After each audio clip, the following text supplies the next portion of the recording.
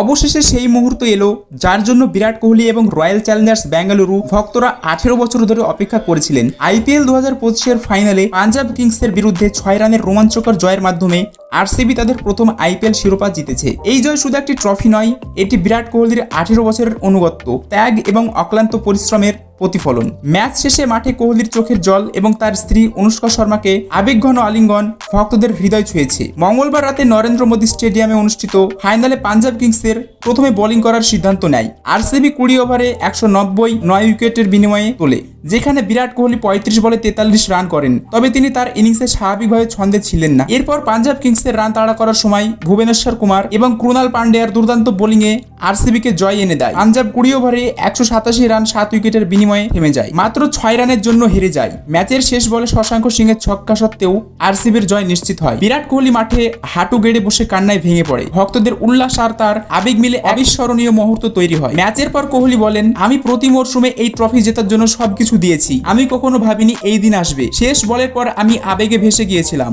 এই জয় ভক্তদের জন্য, যারা 18 বছর ধরে আমাদের সমর্থন করেছেন। তিনি আরো বলেন, আমি ইম্প্যাক্ট প্লেয়ার হিসেবে খেলতে পারি না। আমি 20 ওভার মাঠে থাকতে চাই, দলের জন্য লড়তে চাই। এটাই আমার খেলার ধরন। কোহলি তার বন্ধু এবং আরসিবির প্রাক্তন তারকা এবি ডিভিলিয়ার্সের প্রতিও কৃতজ্ঞ জানান। তিনি বলেন, এবির অবদানও অসাধারণ।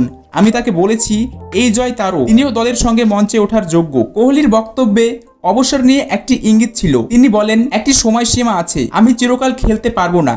এই মন্তব্যে ভক্তদের মনে প্রশ্ন উঠেছে, এই জয় কি তার আইপিএলের ক্যারিয়ারের শেষ অধ্যায়? তবে তিনি স্পষ্টভাবে অবসরের ঘোষণা করেননি এবং আরসিবির প্রতি তার ভালোবাসা এখনো অটুট। আরসিবির এই জয় কোহলি একাই নয়, পুরো দলের অবদান ছিল। অধিনায়ক রজত পতিদারের অধিনায়ক তত্ত্ব, ক্রুনাল পান্ডিয়ার অলরাউন্ডার পারফরম্যান্স এবং জস হ্যাজেলউডের বোলিং দলকে শক্তিশালী করেছে। কোহলি বলেন, এই দলটি সেরা।